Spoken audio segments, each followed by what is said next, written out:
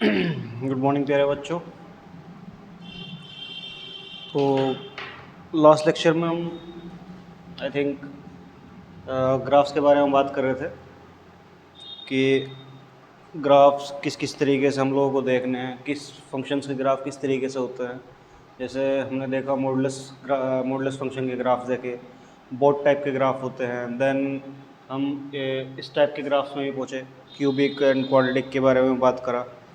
ठीक है, किस तरीके से ग्राफ को देखना है, क्या समझना है और कैसे आगे बढ़ना है। ठीक है, अच्छा उससे एक चीज़ हमें और पता लगी, देखने में आसानी हुई, किस बारे में, डोमेन एंड रेंज। डोमेन के बारे में हमने क्या कहा था, अगर ग्राफ को हम देखेंगे ध्यान से तो डोमेन क्या है। डोमेन जो है वो है expansion of the graph on x axis, मतलब कितना एक्सपेंशन है उसका। ठीक है, वो होता है उसका डोमेन। देन हमने नेक्स्ट कहा था कि अगर उसकी हाइट के बारे में बात करेंगे हम ग्राफ की, कि हाइट कहाँ से कहाँ तक जा रही है, मतलब उसकी ऊंचाई। ऊंचाई क्या होती है, उस फंक्शन की रेंज होती है। ठीक है, तो ग्राफ से हम लोगों को ये समझ आ रहा था कि अगर हम देखेंगे ध्यान से, जैसे ये है क्वाड्रेटिक है अपनी, इस क्वाड्रेटिक का जो एक्सपेंशन है एक्स एक्सिस पे, मतलब एक्सपेंशन जो है वो एक्सपेंशन कहाँ से कहाँ तक जा रहा है। इधर माइनस इन्फाइनाइट से कहीं तक भी जा सकता है, इधर प्लस इन्फाइनाइट कहीं तक भी जा सकता है। तो डोमेन इस फंक्शन का क्या हो जाएगा, जो डोमेन होगा इस फंक्शन का क्या होगा, आर, मतलब रियल नंबर। कोई भी नंबर लाइन पे जो नंबर प्रेजेंट होगा वो इस इक्वेशन को सेटिस्फाई करेगा। ठीक है, कब करेगा, जब ये दिया हुआ। ठीक है, इसके अंदर आप x की कोई भी वैल्यू डाल सकते हो। ठीक है, हमेशा आपको क्या देगा, ठीक है, सेटिस्फाई करके देगा। देन सेकेंडली हमने क्या कहा था कि इसकी अगर रेंज देखेंगे हम, तो रेंज क्या होगी भाई, रेंज होती है अगर ये इसका लोएस्ट पॉइंट हो, अगर ग्राफ इस तरीके से आ रहा हो, ऊपर से नीचे की तरफ आ रहा हो, तो नीचे वाला जो पॉइंट मिलेगा वो -d/4a होगा। अगर ग्राफ नीचे से ऊपर की तरफ आ रहा हो तब भी पॉइंट क्या होगा, -d/4a। ठीक है, तो रेंज निकालने के लिए क्या, -d/4a निकाल लो, फिर ग्राफ की जो कंडीशन है वो देख लो, वो नीचे से ऊपर आ रहा है, ऊपर से नीचे जा रहा है। अगर नीचे से ऊपर आ रहा है तो माइनस इन्फाइनाइट से लेके -d/4a तक होगी। ठीक है, और अगर ऊपर से नीचे आ रहा हो तो -d/4a से लेकर प्लस इन्फाइनाइट तक कहीं भी जा सकती है। ठीक है, मतलब हाइट क्या है उस ग्राफ की, वो किस बारे में बात करता है, रेंज के बारे में बात करता है। ठीक है, तो अभी तक हम दो चीज़ें देख चुके हैं, first is domain, second is range. Domain क्या है, एक्सपेंशन है ग्राफ का एक्स एक्सिस पे, और रेंज क्या है, हाइट है उस ग्राफ की। ठीक है, तो रेंज बराबर हाइट बराबर आंसर। ठीक है, डोमेन इज एक्सपेंशन। क्लियर है, तो आज हम शुरू करने जा रहे हैं अपना जो चैप्टर है फंक्शन। आज इसके अंदर हम एक्चुअली इसके अंदर अब बात करने वाले हैं। ठीक है, अभी तक सिर्फ आपका बेसिक्स चल रहा था, 4 से 5 लेक्चर मैंने सिर्फ बेसिक्स में बात करी है आपकी, ताकि जब हम आगे चलेंगे इसके अंदर तो कोई भी संशय की बात ना रहे, कोई भी डाउट आपके मन में ना रहे। ठीक है, सिर्फ इसी बारे में हमने बात करी थी। अब जैसे क्या है फंक्शन,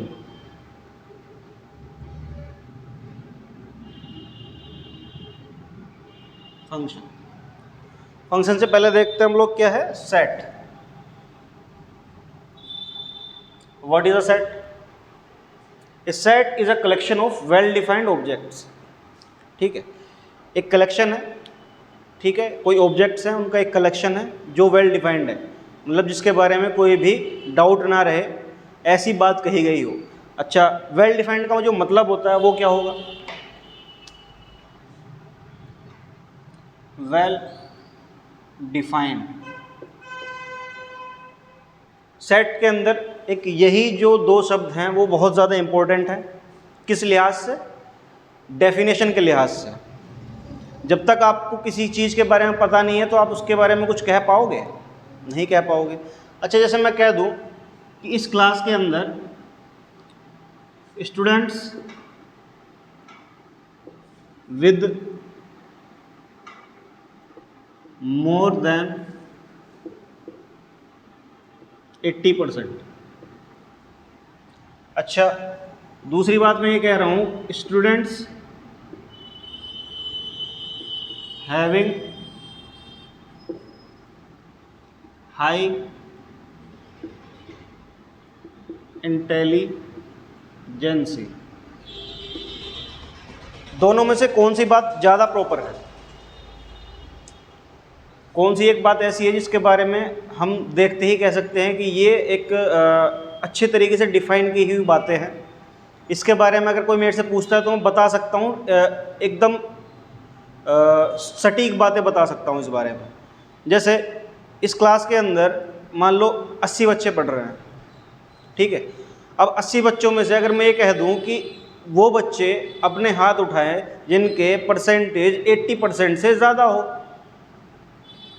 ठीक है, तो मान लो 20 बच्चे हैं, 20 बच्चों ने अपने हाथ रेज कर दिए, तो क्या हुआ, बच्चों को समझ आया, 80 बच्चों को समझ आया कि ये मेरे बारे में बात कर रहे हैं। 80 में से 20 बच्चों को समझ आ गया कि मेरे 80% से ज़्यादा है, तो मैं हाथ अपने रेज कर लेता हूँ, ठीक है। हुआ क्या कि मैंने एग्जैक्ट वर्ड्स दिए, एग्जैक्ट वर्डिंग्स दी उनको कि तुम ऐसे बताओगे तो तुम इस सेट के अंदर आ जाओगे, ठीक है। तो सेट क्या हो गया, स्टूडेंट्स विद मोर देन 80%। अब सेकेंड लाइन के बारे में बात करते हैं, स्टूडेंट्स हैविंग हाई इंटेलिजेंसी। अब इंटेलिजेंसी कोई डिफाइंड सब्जेक्ट शब्द है भाई, इंग्लिश के लिहाज से देखोगे तो कह सकते हो कि हाँ एक शब्द है अच्छा सा, लेकिन इंटेलिजेंसी किस में है? तुरंत एक क्वेश्चन आता है, इंटेलिजेंसी किस में है? तो जब भी सेट्स के बारे में बात करोगे तो क्वेश्चन करना है किसके, किस बारे में बात करना। क्या इंटेलिजेंसी के लिए उसने कोई एक सेंटेंस दिया अलग से कि इंटेलिजेंट मैं उसको मानूंगा? नहीं दिया। अब इंटेलिजेंसी तो कैसे भी हो सकती है, कैसी मतलब सर?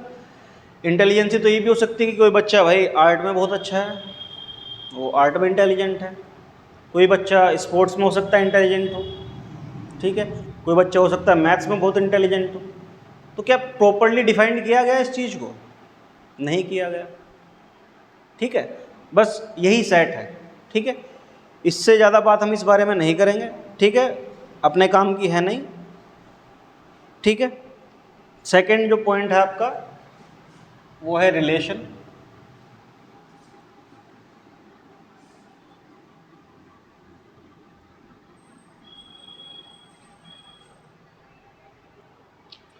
सेकंड पॉइंट के बारे में बात करेंगे हम, रिलेशन। अब ये रिलेशन क्या बोला है, represented by R such that A to B, ठीक है। R is a relation from A to B. पढ़ा कैसे जाएगा, R is a relation, R is a relation from A to B. Clear है? अब इस ए और बी की कहानी में कौन क्या क्या है, ठीक है। इसको समझते हैं हम कैसे कि मैपिंग मेथड समझते हैं, मैपिंग, ठीक है। जैसे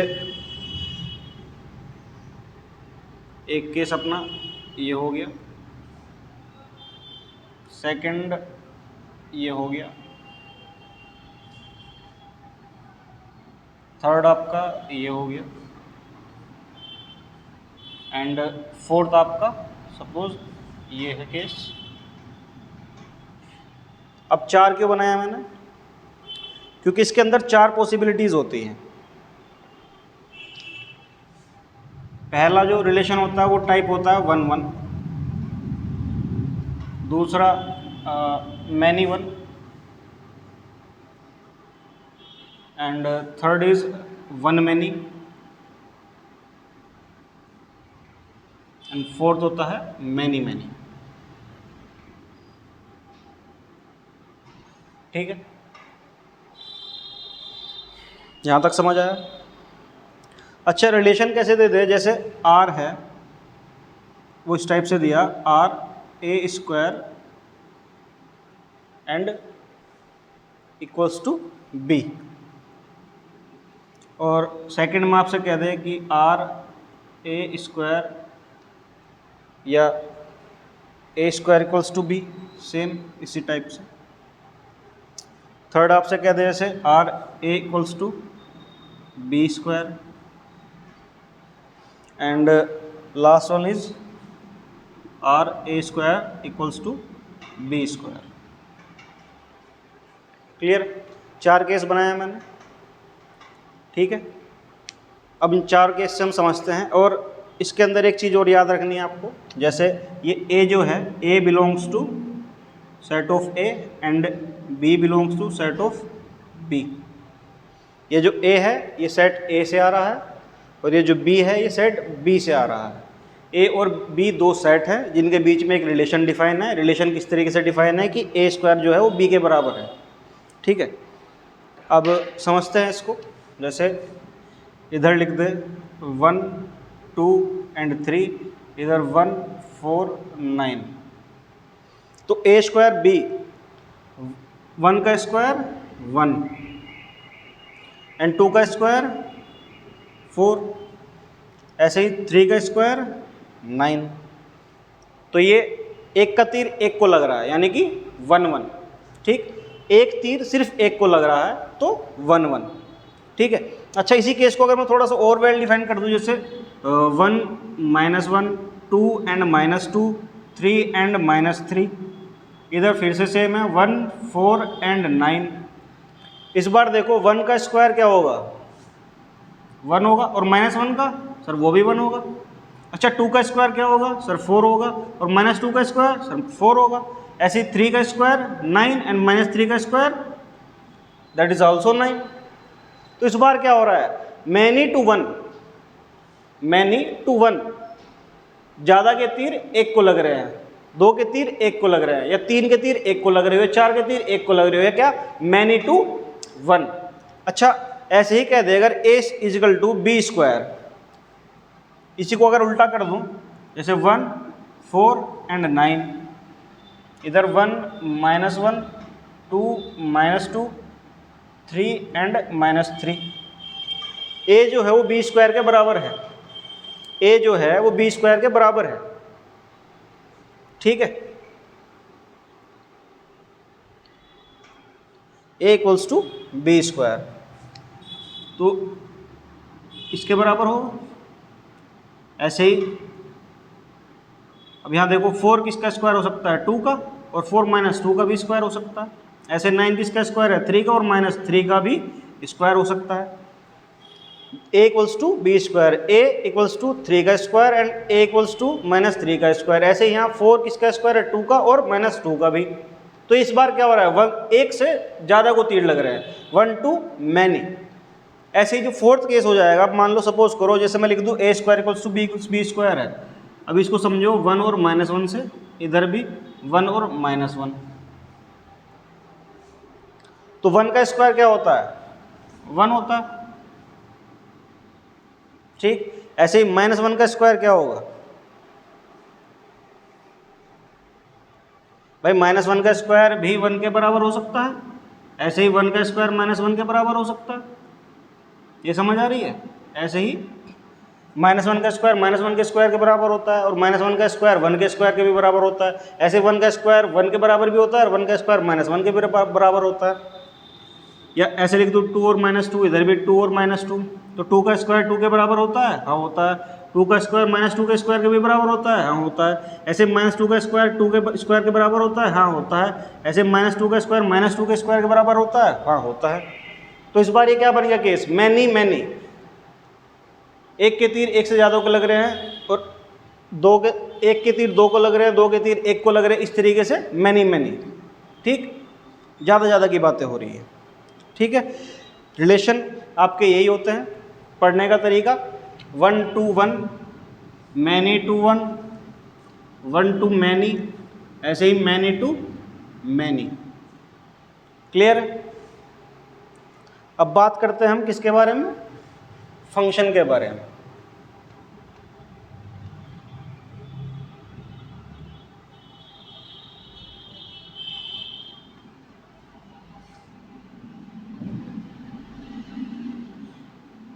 दोनों तीनों चीज़ें एक दूसरे से रिलेट करती हैं, इसलिए कहीं भी आप देखोगे चैप्टर्स में तो इसी तरीके से देते हैं, सेट, रिलेशंस एंड फंक्शंस।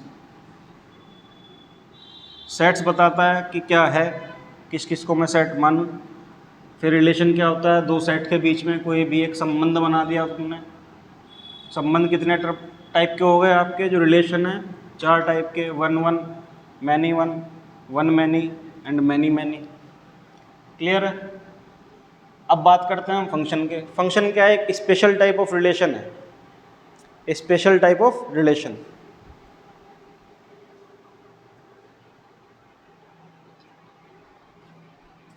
जैसे डेफिनेशन अगर लिख लोगे आप, क्या लिखोगे, if A and B, if A and B are two non empty sets such that each element of A is associated with a unique element of set B, then this association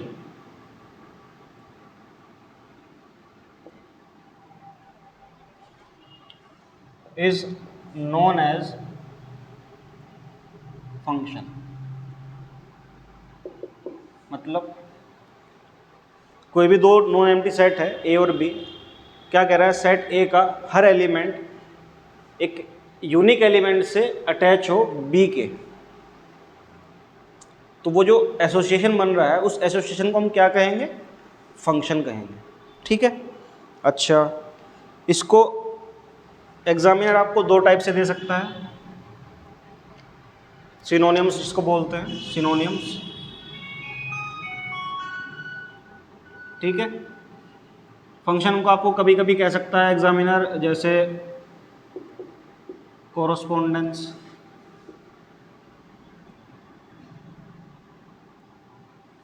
second mapping भी कह सकता है। ठीक है। Third type है, third जो point है इसके अंदर, रिप्रेजेंट कैसे करते हैं इसको, रिप्रेजेंटेड बाय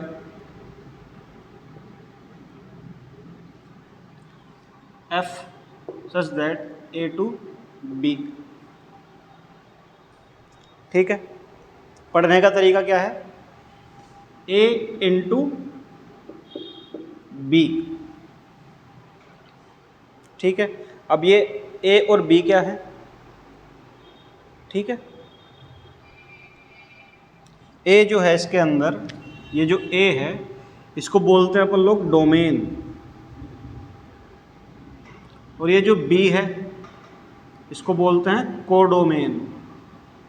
ध्यान देना, गलती करते हैं यहाँ पे बहुत बच्चे, ये कोडोमेन है, ठीक है, रेंज नहीं है।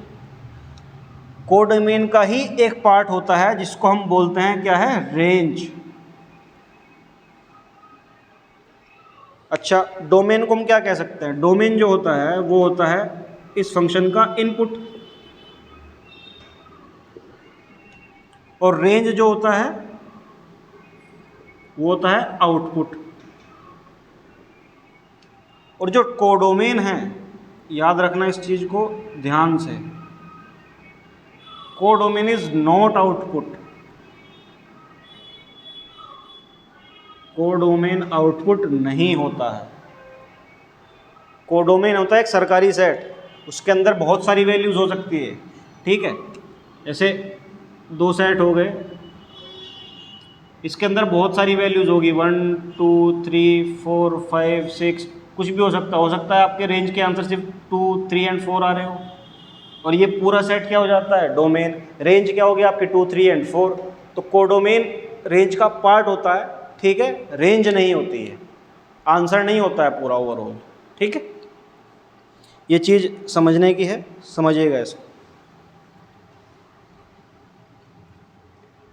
होपफुली नोट कर लिया होगा आप लोगों ने, नहीं तो आप वीडियो पॉज करके इसको नोट भी कर सकते हैं, और नोट करके चलेंगे तो ज़्यादा बेटर है, क्योंकि याद रखने में आसानी हो जाती है। नोट्स आप अपने खुद बनाइएगा, ठीक है। खुद के बनाए नोट्स ज़्यादा हेल्प करते हैं किसी दूसरे के नोट्स देखने से अच्छा, क्योंकि आप लिखते हो ना अपने तरीके से, ताकि बाद में आपको समझ आ जाए कि भाई मैंने लिखा क्या था यहाँ पे। क्लियर है? अच्छा, रिप्रेजेंट करने का एक तरीका और होता है, क्या होता है? ऑल्सो रिप्रेजेंटेड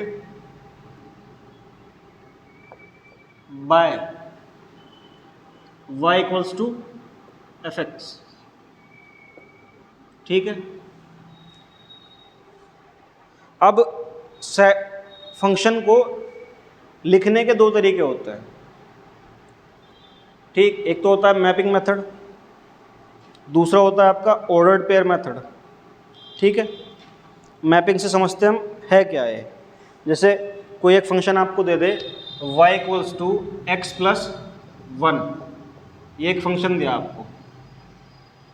अब मान लो इधर मैंने ऐसे लिख दिया, ये दो मैप बनाए, जैसे यहाँ 1 2 3 एंड 4 दे दिया हो, और इधर क्या लिख रखा हो 1 2 3 4 एंड 5। अब देखो रिलेशन फंक्शन जो किस टाइप का बन रहा है इसमें। अब देखो ये जो होती है, ये होती है इस फंक्शन की क्या होगी, डोमेन। ये क्या होगी, कोडोमेन, ठीक है। अब y बराबर एक्स प्लस 1 है, तो अगर x लिया मैंने 1, तो y क्या आ जाएगा 2, ऐसे 2 लिया तो 3, 3 लिया तो 4 एंड 4 लिया तो 5। क्लियर है? अच्छा, अब इसके अंदर रेंज क्या होगी, रेंज होगी आपकी ये 2 3 4 एंड 5, दिस इज रेंज, ठीक है। ये होती है आपकी रेंज। अच्छा, एक चीज़ ध्यान देना, ये 1 बच गया है, तो 1 को अगर मैं इनटू कर दूं, काट दूं, तो इसको क्या बोलते हो आप इंग्लिश में, क्या बोलोगे इसको, इनटू। तो ये जो फंक्शन है ना, ये फंक्शन है इनटू फंक्शन, मैथमेटिकली प्रूव्ड है। अगर एक भी इनटू लग जाता है कोडोमेन के अंदर तो फंक्शन इनटू हो जाता है। आप कोई भी एक वैल्यू अगर छोड़ दोगे तो फंक्शन क्या हो जाएगा, फंक्शन क्या हो जाएगा, इनटू फंक्शन हो जाएगा। अच्छा, दूसरा मेथड क्या है, वो है ऑर्डर्ड पेयर मेथड। इसी को अगर मैं ऑर्डर्ड पेयर में लिखूं, जैसे इधर लिख लेते हैं ऑर्डर्ड पेयर। अब ऑर्डर्ड पेयर में ऐसे लिखूंगा f 1 2 एंड 2 3 3 4 एंड 4 5, ये तो लिखूंगा। ये मेथड क्या है, ऑर्डर्ड पेयर मेथड, इस फंक्शन को रिप्रेजेंट करने का, ठीक है। इसमें एक चीज और समझना, जो डोमेन होती है और जो रेंज होती है, उनका एक अलग नाम और बोला जाता है। क्या बोला जाता है, रेंज को हम बोलते हैं इसकी image, range equals to image, and domain को हम क्या बोलेंगे, प्री इमेजेस। नोट करके रखना, बहुत इंपॉर्टेंट चीज़ है, कई बार क्वेश्चन आपको इसी टाइप से दे देंगे। डोमेन एज डायरेक्ट ना क्या कह देंगे, इमेज एंड प्री इमेजेस, ठीक है, images and pre images. Clear है इतना?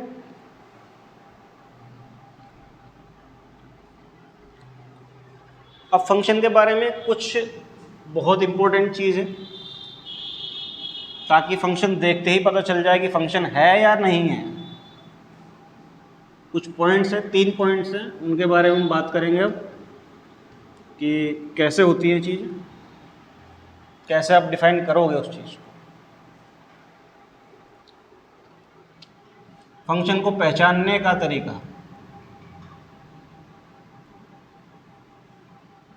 फंक्शंस को पहचानने का तरीका। पहला पॉइंट है, ये 3 पॉइंट चेक कर लेना, पता चल जाएगा कि फंक्शन है या नहीं है। There should be a Y for every X, ठीक, a Y for every x.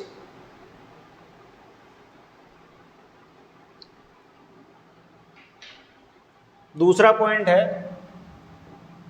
There should B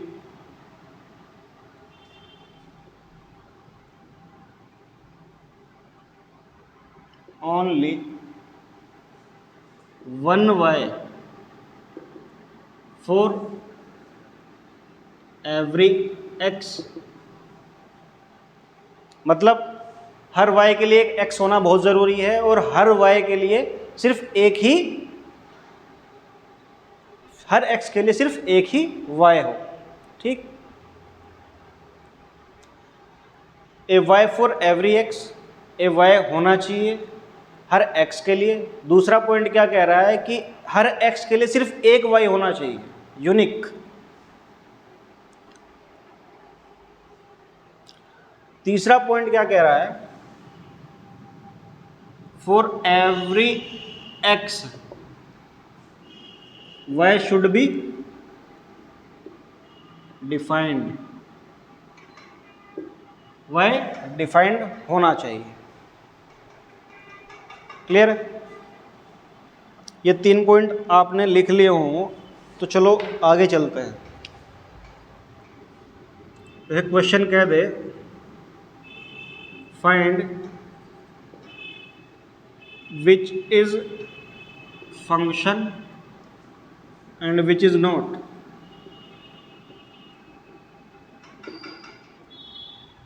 आपसे इस टाइप के क्वेश्चन दे दे, अगर 4 केस बना के दे दिए,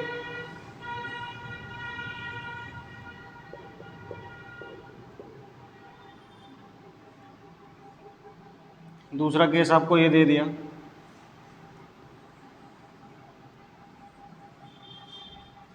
तीसरा केस ये है इस टाइप से, और चौथा केस मान लो ये है। क्लियर? इस टाइप से अगर दे दे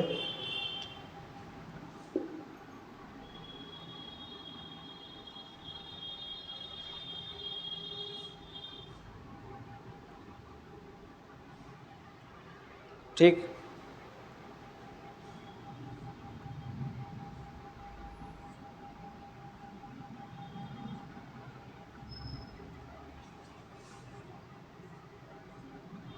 तीसरा केस आपसे क्या कह रहा है,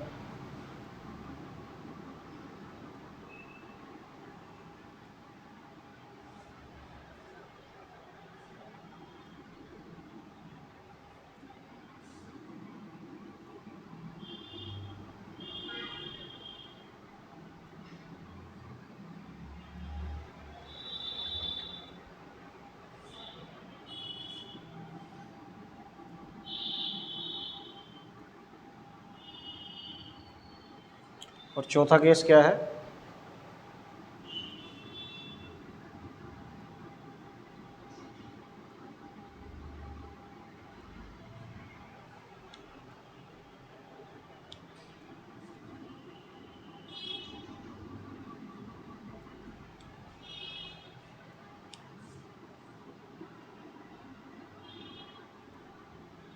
इस टाइप से दे दिया।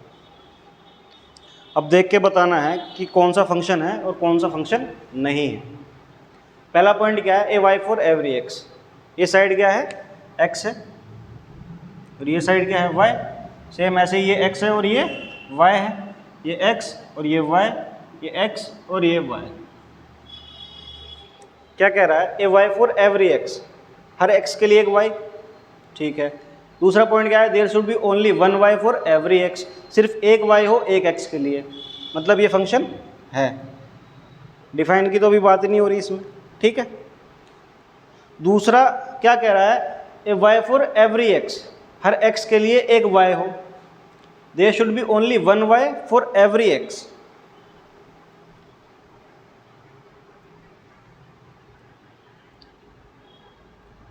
One Y for every X, हर एक्स के लिए सिर्फ एक वाई है। ऐसा तो नहीं है कि एक्स के दो वैल्यूज आ रही हो, एक्स दो वाई पे जा रहा हो, ठीक। तो ये भी फंक्शन होगा, क्लियर है। अच्छा, थर्ड पॉइंट अगर ये कह दे, क्या कहा था, a Y for every X है, लेकिन only one Y for every X, एक वाई होना चाहिए एक एक्स के लिए। इस एक्स के लिए कितने वाई, दो वाई, तो ये फंक्शन होगा, नहीं होगा। अच्छा, नेक्स्ट देखो आप क्या कह रहा है, a Y for every X, ठीक। अब ये x तो बच गया, इसको कुछ भी नहीं दिया तुमने, तो ये क्या हुआ, देखते कि हमने क्या कहा, ये भी फंक्शन नहीं होगा। ये तो हो गया एक तरीका। अब सर इतनी तीन तीन चीज़ें कैसे याद रखेंगे, सर कोई तरीका बताओ याद रखने का इनको। सपोज करो तुम किसी शादी में गए, और शादी में जाने के बाद तुमसे किसी ने पूछ लिया कि भाई फंक्शन कैसा है, फंक्शन कैसा रहा, तो तुम्हारे हिसाब से डेफिनेशन क्या होनी चाहिए फंक्शन अच्छा होने की, भाई खाना बढ़िया मिल रहा हो, ठीक, लफड़ा फड़ा ना हो कुछ, तुम क्या कहोगे, फंक्शन अच्छा था, ठीक है। अब समझो इधर बैठे हैं आदमी, इधर है थाली, शिकायत कौन करता है, आदमी की थाली, आदमी, हर आदमी को एक थाली दिया, अच्छा फंक्शन। फिर इधर आदमी बैठे थे, भाई तीन भाई हैं, एक थाली में खा रहे हैं, कोई दिक्कत नहीं, खा सकते हैं, भले एक थाली खाली रह जाए, कोई फर्क नहीं पड़ता, तीन भाई मिलके एक थाली में खा रहे हैं, फंक्शन अच्छा था। अब इधर आओ, इस बेचारे के मन में क्या बीत रही होगी कि ये ऊपर वाला जो भुक्कड़ है, ये अपनी थाली तो खा ही रहा है, साथ में मेरी थाली में से भी खा रहा है, ये क्या कहेगा, यार ये तो बड़ा गंदा फंक्शन था, एक आदमी आया था, अल्लाह अपनी थाली तो खा ही रहा था, मेरी थाली में भी हाथ मार दिया, क्या कहेगा, फंक्शन अच्छा नहीं है, ठीक है। ऐसे फोर्थ है, अब देखो ये क्या कहेगा फोर्थ वाला, भाई यार तुमको मुझे खाना देना ही नहीं तो बुलाया क्यों, बेइज्जती करने के लिए, ये क्या कहेगा, अच्छा फंक्शन नहीं है। क्या हुआ, डिफाइंड हो गया किस तरीके से। अच्छा एक तरीका और है, इधर के एक्स को अगर मैं मान लूँ बच्चा, और वाई को मान लो अगर बाप, समझना मजाक के तौर पे, बट याद रखने के लिए बहुत अच्छी चीज़ है। एक बच्चे का एक बाप, यहाँ तीन बच्चों के एक बाप हो सकते हैं, भाई भाई है, इधर एक बच्चे का एक बाप। इधर आओ, ये क्या कह रहा है, इसके कितने, दो, क्या कहेगा, क्या कहोगे तुम तुरंत, अपने को पसंद नहीं आया भाई। इधर इसका कौन, कोई भी नहीं, ये क्या कहेगा, कैंसिल, इसका कोई भी नहीं, क्लियर है। अच्छा, फंक्शन को पहचानने का एक तरीका और होता है, उसको बोलते हैं वर्टिकल लाइन टेस्ट, बट पता चलता है ग्राफ से, ठीक है।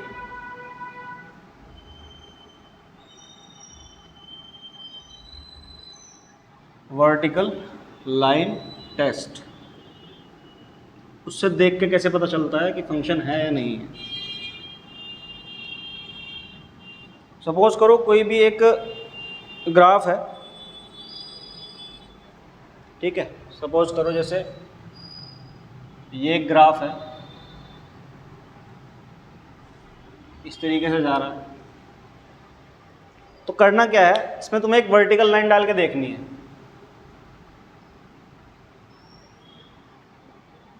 कहीं भी अगर ये वर्टिकल लाइन एक से ज़्यादा जगह पे काट रही है तो फंक्शन नहीं होगा, और अगर वर्टिकल लाइन सिर्फ एक पॉइंट पे काट रही है तो फंक्शन होगा।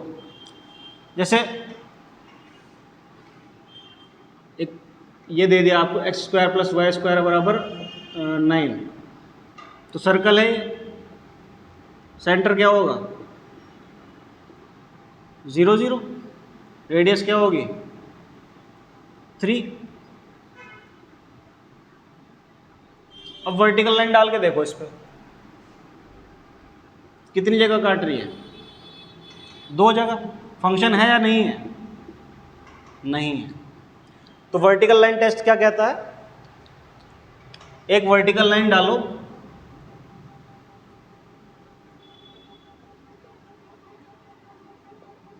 उस ग्राफ के ऊपर, और चेक करो कि वो वर्टिकल लाइन एक से ज़्यादा जगह पे काट रही है कि नहीं काट रही है उस फंक्शन को। अगर एक से ज़्यादा जगह पे काटती है तो फंक्शन नहीं है। क्लियर है? अच्छा चलो अब इसका क्लासिफिकेशन देख लेते हैं। अभी तक भी सिर्फ बेसिक ही है, आगे देखेंगे जब क्वेश्चंस आने शुरू होंगे तब मज़ा आएगा धीरे धीरे। अभी तो हम समझ रहे हैं कि क्या क्या चीज़ें हैं इसके अंदर। क्लासिफिकेशंस देखते हैं। क्लासिफिकेशंस का सबसे बेहतरीन तरीका है आइलेट रूल।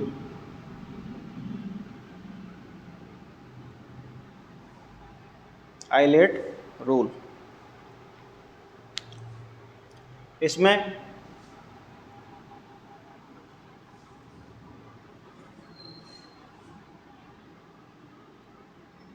उसे 2 पार्ट में डिवाइड कर देता है। पहला होता है इसमें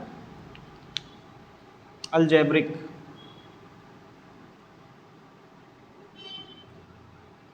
उधर क्या बच जाएगा, इनवर्स लॉगरिथमिक, इनवर्स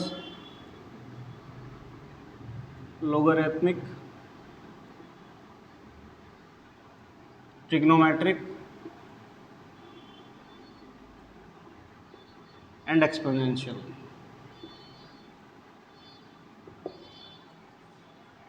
ठीक है,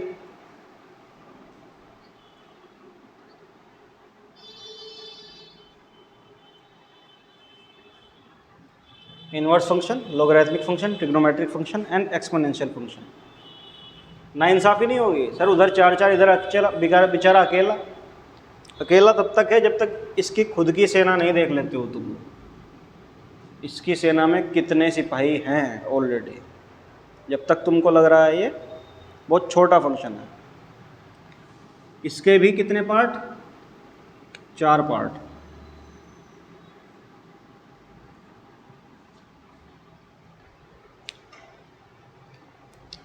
पहला है पॉलिनोमियल,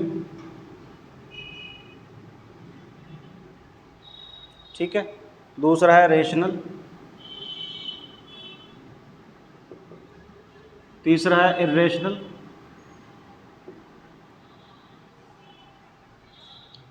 और चौथा है पीसवाइज फंक्शन।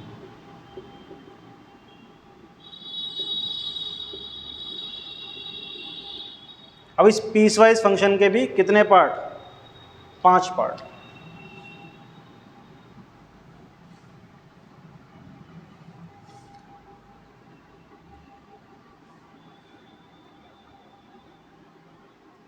पीसवाइज फंक्शन के भी कितने पार्ट, 5 पार्ट। पहला फंक्शन इसमें होता है मॉड्यूलस फंक्शन, दूसरा होता है सिग्नम, ठीक है। थर्ड होता है greatest integer function, GIF, greatest integer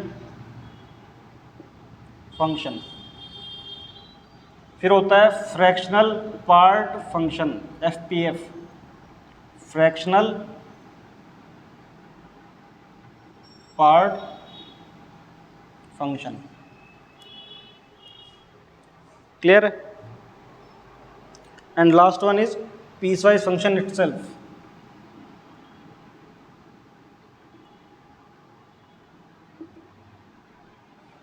इसका एक नाम और है, वो क्या है, डिफाइंड फंक्शन, ठीक है।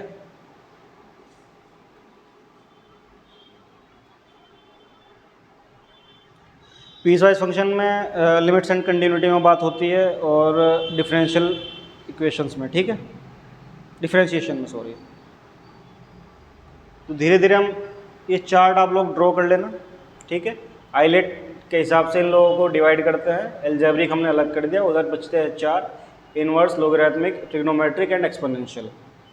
फिर एल्जेब्रिक के भी कितने part, 4 part, polynomial, rational, irrational, piecewise function. फिर पीसवाइज फंक्शन के खुद से कितने part, 5 part, modulus function, signum function, greatest integer function, fractional part function and defined function. Clear है। धीरे धीरे हम इन सब पॉइंट के बारे में बात करेंगे, ठीक है। हर फंक्शन के बारे में जानेंगे, समझेंगे, देखते हैं क्वेश्चन किस टाइप के उनसे मिलते हैं, ठीक है।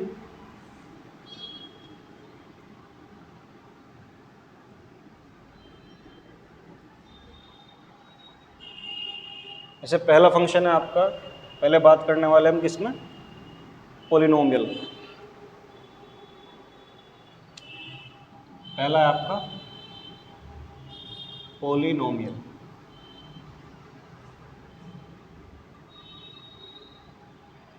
कोई पोलिनोमियल को लिखते कैसे हैं हम, जैसे पी एक्स है, वो क्या होगा, a0 x की power n plus a1 x की power n minus 1 plus a2 x की power n minus 2 dash dash dash dash आगे तक जहाँ तक जा रहा है, ठीक, अप टू an, ठीक है। क्लियर है। पोलिनोमियल को इस तरीके से देखते हैं, ठीक। अब मान लो ये सारा हिस्सा मैंने काट दिया, ठीक है। ये सारा हिस्सा काटने के बाद लास्ट में बचता है ए एन, जैसे एफ एक्स बराबर ए क्या है, कांस्टेंट है, ये हो जाता है अपना कांस्टेंट फंक्शन, ए कांस्टेंट है इसके अंदर। देन अगर मैं ऐसे लिख दूँ इसको, फिर एक हिस्सा तोड़ दूँ पीछे से, क्या होगा, ए एक्स प्लस बी। ये कैसा फंक्शन है, लीनियर। अच्छा नेक्स्ट अगर मैं ऐसे लिख दूँ, A X square plus B X plus C, ये किस टाइप का फंक्शन होगा, क्वाड्रेटिक, डिग्री 2 है। अच्छा अगर ऐसे लिख दूँ, A X cube plus B X square plus C X plus D, ये क्या हो जाएगा, क्यूबिक फंक्शन।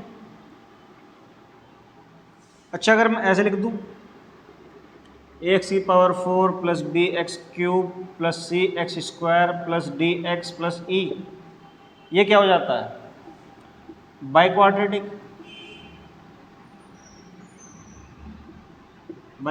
फंक्शन। क्लियर है। अच्छा even degree polynomial and odd degree polynomial, even degree and odd degree. अब डिग्री क्या चीज़ है, इस इक्वेशन के अंदर देखो सबसे हाईएस्ट पावर कौन सी है, हाईएस्ट पावर है 3, तो इसकी डिग्री कितनी हो गई, 3। It's a function of degree 3। नीचे हो गई, ये क्या है, पावर 4 है, तो इसकी डिग्री कितनी हो गई, 4, ठीक। तो जिसकी पावर इवन होगी वो होता है even polynomial, even degree polynomial. ऐसे ही ऑड पावर होगी तो ऑड डिग्री पोलिनोमियल।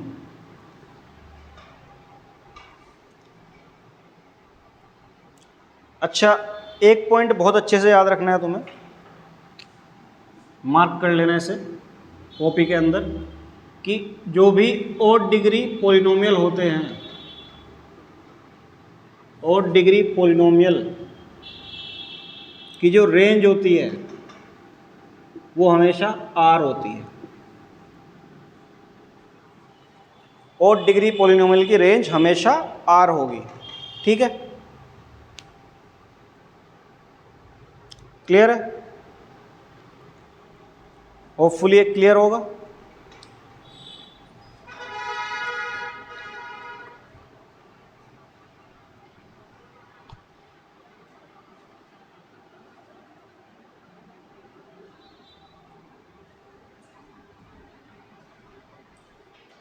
चले और आगे चले थोड़ा।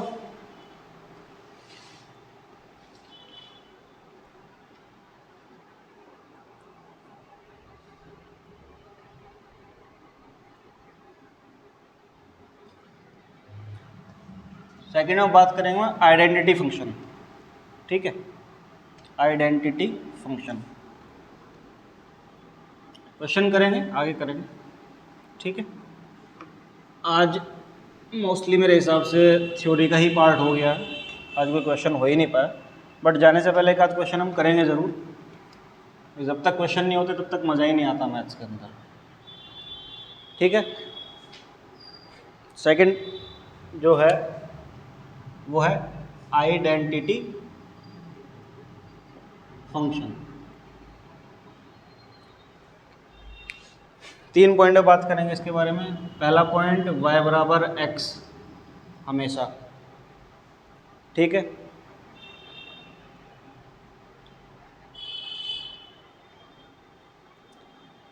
y बराबर x होना चाहिए आइडेंटिटी फंक्शन के लिए। दूसरा, y बराबर x का ग्राफ किस टाइप से होगा? ऐसे होगा, ओरिजिन से पास होते हुए। टेंजेंट कितनी बना रहा होगा? 45 डिग्री इंक्लिनेशन। ग्राफ देख के क्या समझ आ रहा है? डोमेन ऑफ दिस फंक्शन क्या होगी? r, कोई वैल्यू ले सकता है। रेंज ऑफ दिस फंक्शन क्या होगा? r। क्लियर? तीसरा पॉइंट क्या कहता है? रिप्रेजेंटेड बाय आई ए और आई बी।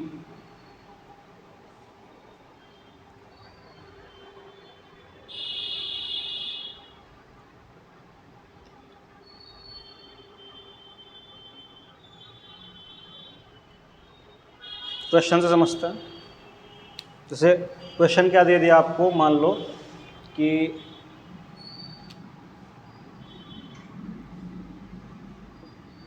फाइंड इफ y बराबर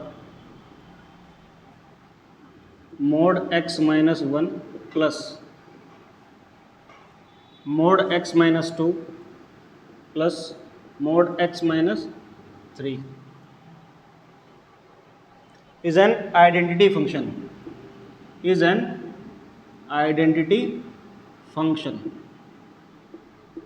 अच्छा, ऐसे देख के तो लग ही नहीं रहा किसी भी हाल में कि आइडेंटिटी फंक्शन होगा y बराबर x, लेकिन साथ में कंडीशन भी दे दी कि इफ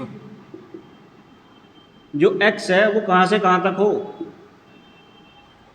x डिफाइन कर दिया इन्होंने इस बार।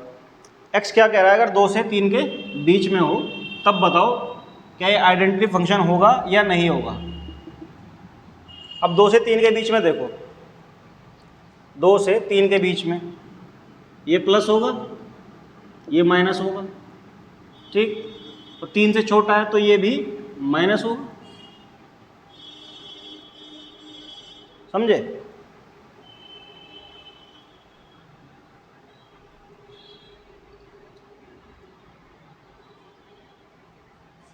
दो से 3 के बीच में ये बड़ी वैल्यू लेगा तो ये भी प्लस होगा। ठीक है, तो ये प्लस मतलब ऐसे के ऐसे ही खुलेगा। मतलब y बराबर, अगर इसको ऐसे लिख दूं, x minus 1 as it is खुल रहा है, प्लस x माइनस 2, उधर नेगेटिव खुलेगा। x की वैल्यू 3 से छोटी है तो ये मोड कैसे खुलेगा? एक माइनस साइन देगा साथ में।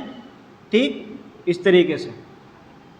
अब देखो x से x कैंसिल हो गया, -2 एंड -1 -3, और इधर क्या है? +3।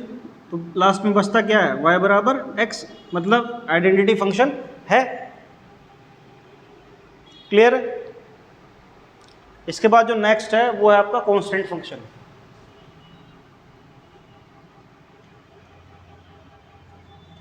नेक्स्ट है आपका कांस्टेंट फंक्शन।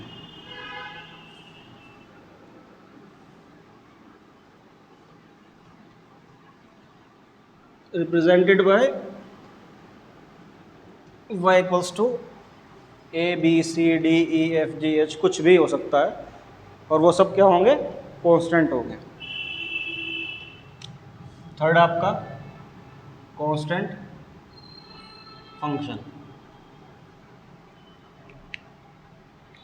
ठीक है, क्या है? एफ एक्स, वाई बराबर एफ एक्स बराबर के। where k is a constant, k क्या है, कांस्टेंट है। ग्राफ कुछ इस टाइप से होगा भाई, y बराबर समथिंग है मतलब x एक्सिस के पैरेलल जाएगी, कुछ भी हो सकता है।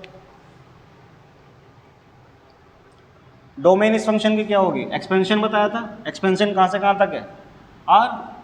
अच्छा, रेंज क्या होगी, range of this function specifically अगर ये k है, यानी कि 0, अगर k ये पॉइंट दे रखा है तो इसकी रेंज क्या होगी, k, मतलब हर वैल्यू के लिए आंसर k ही देगा।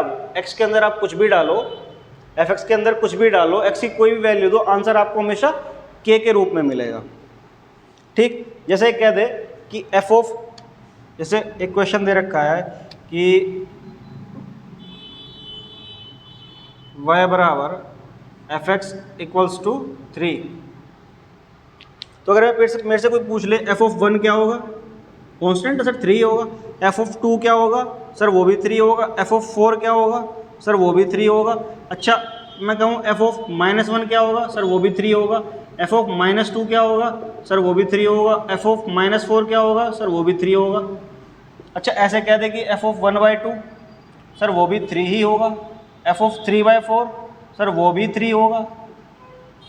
समझ रहे हो, हर बार आंसर क्या आ रहा है आपका, सेम आ रहा है, x की कोई भी वैल्यू आपको आंसर क्या मिल रहा है, 3। तो इसकी जो रेंज है, रेंज बराबर क्या था, आंसर, तो रेंज ऑफ दिस फंक्शन क्या है, 3, और डोमेन क्या है, डोमेन है r। क्लियर है, कांस्टेंट फंक्शन समझ में आया।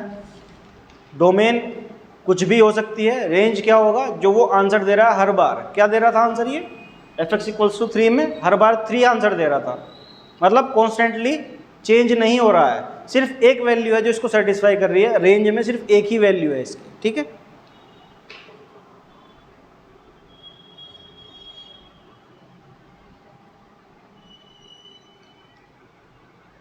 इसे एक अच्छा क्वेश्चन करते हैं, इस पे आया हुआ क्वेश्चन है जेईई के अंदर।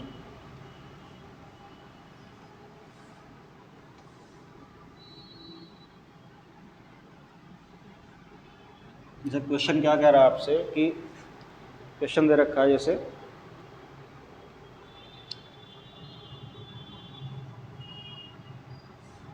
fx बराबर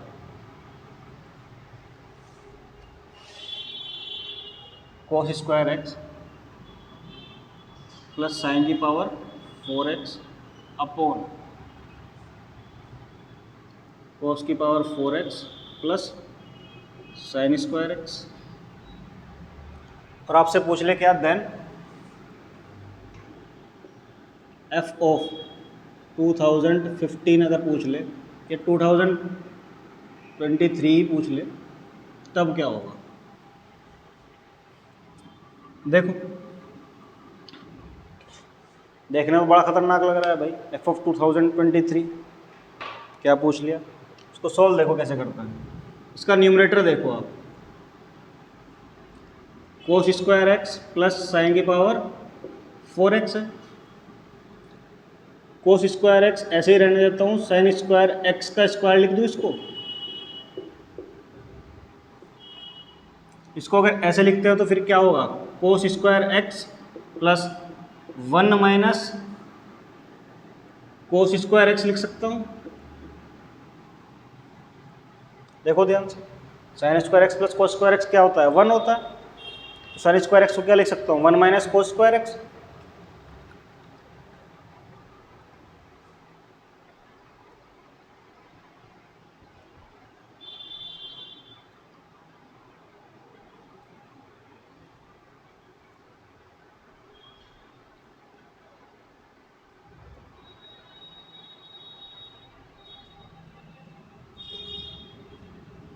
नेक्स्ट क्या करेंगे, इसको एक्सपेंड कर लेंगे, 1 प्लस कोस की power 4x minus 2 cos square x लिख सकता हूँ इसको। क्लियर है, अच्छा 1 को क्या लिख लूँ, sine square x plus cos square x लिख सकता हूँ,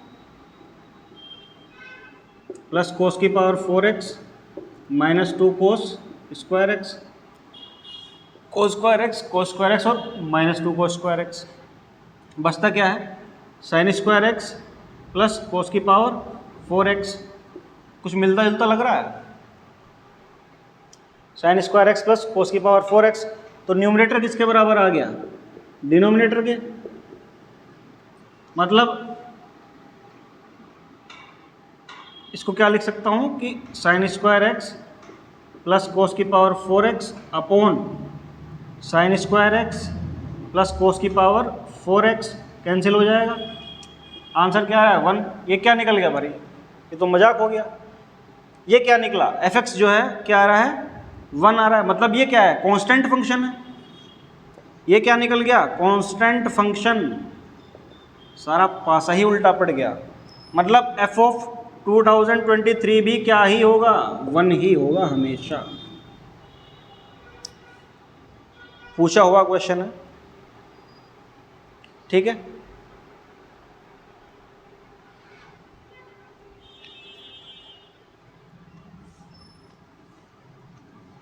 ये क्वेश्चन पूछा गया है जेई के अंदर, ठीक। जब भी इस तरीके के क्वेश्चन दिखे कि अंट संट कुछ भी पूछ ले f ऑफ 2023, पहले चेक कर लो भाई फंक्शन है क्या, आइडेंटिटी फंक्शन तो नहीं आ रहा या कांस्टेंट फंक्शन तो नहीं आ रहा, ठीक है।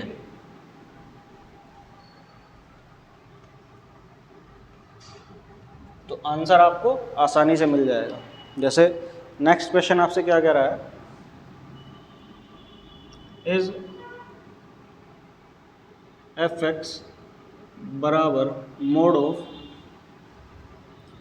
x minus 1 plus mode of x minus 5 a constant function,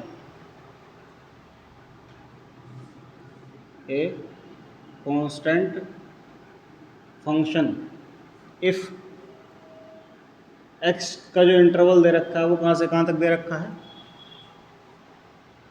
1 to 5, x 1 और 5 के बीच में हो। भाई 1 से बड़ा होगा तो ऑब्वियसली ये क्या खुलेगा प्लस खुलेगा, और ये क्या खुलेगा माइनस खुलेगा। ये प्लस खुलेगा तो x minus 1 minus x plus 5 cancel, क्या आ जाएगा 4। तो fx इक्वल्स टू क्या आ रहा है 4। कांस्टेंट फंक्शन है या नहीं है? क्लियर है?